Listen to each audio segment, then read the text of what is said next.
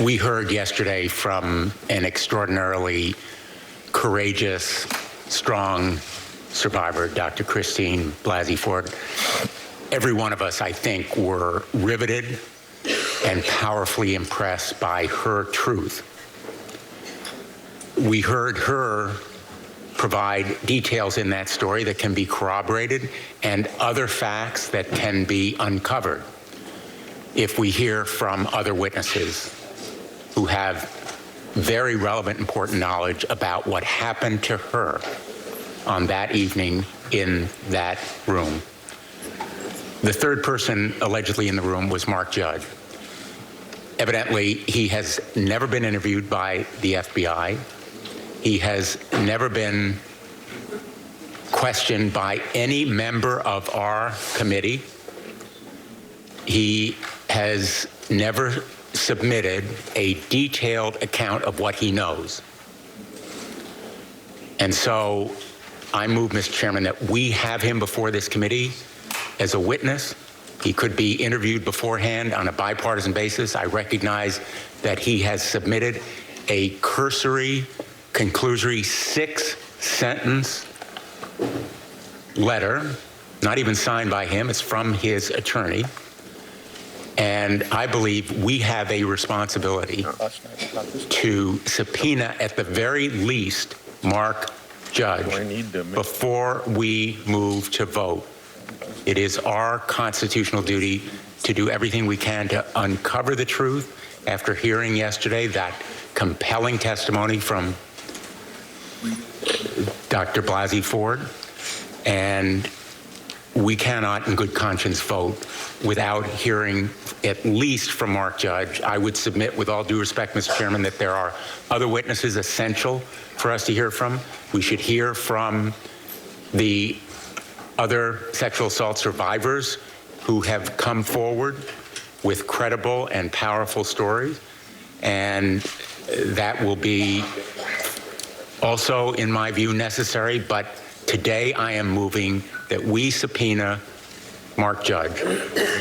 Before we vote, I will read a letter that we received from Mark Judge last night. As I stated in my attorney, Barbara Van Gelder, September 18th, 2018 letter, I did not ask to be involved in this matter, nor did anyone ask me to be involved. We've told the committee that I do want to comment about, when I told the committee that I do not want to comment about these events publicly. As a recovering alcoholic and a cancer survivor, I have struggled with depression and anxiety. As a result, I avoid public speaking. Mr. Chairman, if I may respond. On the motion? Yes, on the motion. If I may respond, that letter is no substitute for an FBI interview. The answer is no. Mr. Graham. And it is no substitute for testimony before this committee. Mr. Lee. No. Mr. Cruz. No. Mr. Sass. No. Mr. Flake. Mr. Crapo. Mr. Tillis. No. Mr. Kennedy. No. Mrs. Feinstein. Aye. Mr. Leahy. Aye. Mr. Durbin. Aye. Mr. Whitehouse. Aye. Ms. Klobuchar. Aye. Mr. Coons. Aye. Mr. Blumenthal. Aye. Ms. Hirono. Aye.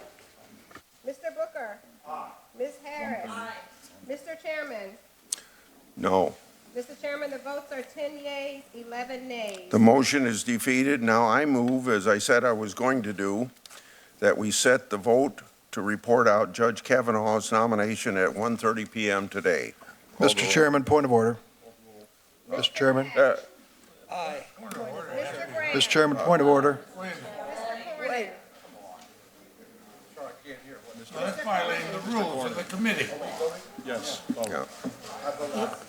Mr. Lee. Mr. Cruz. Mr. Sass. Well, this is.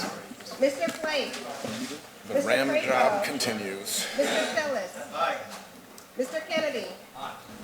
Mrs. Feinstein. No. Mr. Leahy. No, because it violates the customs of this committee. Mr. Durbin. It violates them. No. Mr. Durbin. Mr. Whitehouse. No. Ms. Klobuchar. No. Mr. Coons. No. Mr. Blumenthal. No.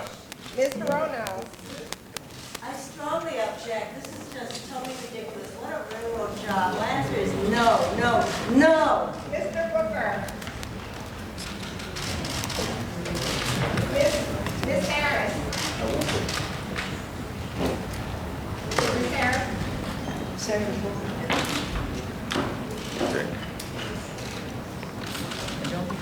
They're not answering because this is so unfair, Mr. Chairman.